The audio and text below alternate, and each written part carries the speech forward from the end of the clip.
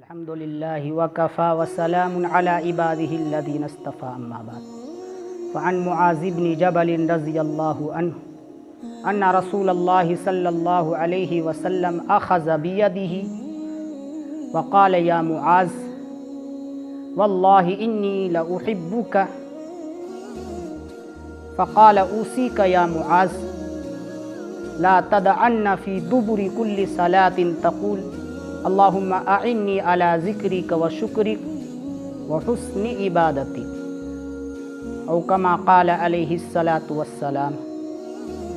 السلام علیکم ورحمۃ اللہ وبرکاتہ۔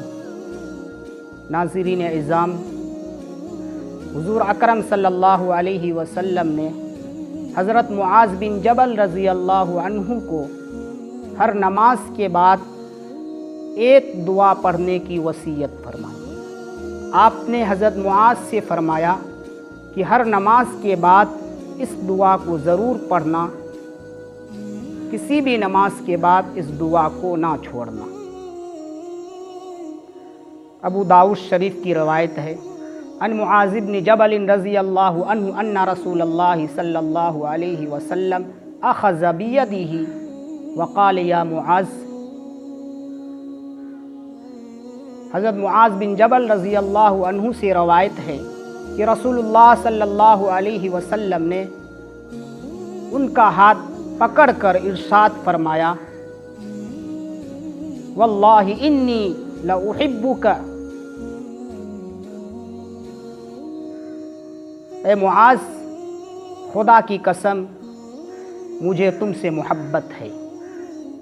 فقال اوصیک یا معاذ، پھر آپ نے فرمایا کہ اے معاذ میں تمہیں وصیت کرتا ہوں، لا تدعن فی دبر کل صلاۃ تقول، کسی بھی نماز کے بعد یہ پڑھنا نہ چھوڑنا، اللہم اعنی علی ذکرک و شکرک و حسن عبادتک، اے اللہ آپ میری مدد فرمائیے کہ میں آپ کا ذکر کروں، آپ کا شکر کروں اور آپ کی اچھی طرح عبادت کروں۔ حضور اکرم صلی اللہ علیہ وسلم نے حضرت معاذ بن جبل رضی اللہ عنہ کو قسم کھا کر فرمایا کہ میں تم سے محبت فرماتا ہوں۔ اس کے بعد حضرت معاذ بن جبل رضی اللہ عنہ کو حضور اکرم صلی اللہ علیہ وسلم نے ایک وصیت فرمائی کہ ہر نماز کے بعد اس دعا کو ضرور پڑھنا، اللہم اعنی علی ذکرک و شکرک و حسن عبادتک۔ اس دعا کے الفاظ اگرچہ مختصر ہے مگر مفہوم بہت وسیع اور جامع ہے۔ آپ صلی اللہ علیہ وسلم نے حضرت معاذ سے فرمایا کہ میں تمہیں وصیت کرتا ہوں کہ اس دعا کو ہر نماز کے بعد ضرور پڑھنا۔ اللہ تعالی ہم آپ کو بھی ہر نماز کے بعد اس دعا کو تمام سے پڑھنے کی توفیق مرحمت فرمائے اور حضور صلی اللہ علیہ وسلم کی وصیت پر عمل کی توفیق مرحمت فرمائے۔ وآخر دعوانا ان الحمد للہ رب العالمین۔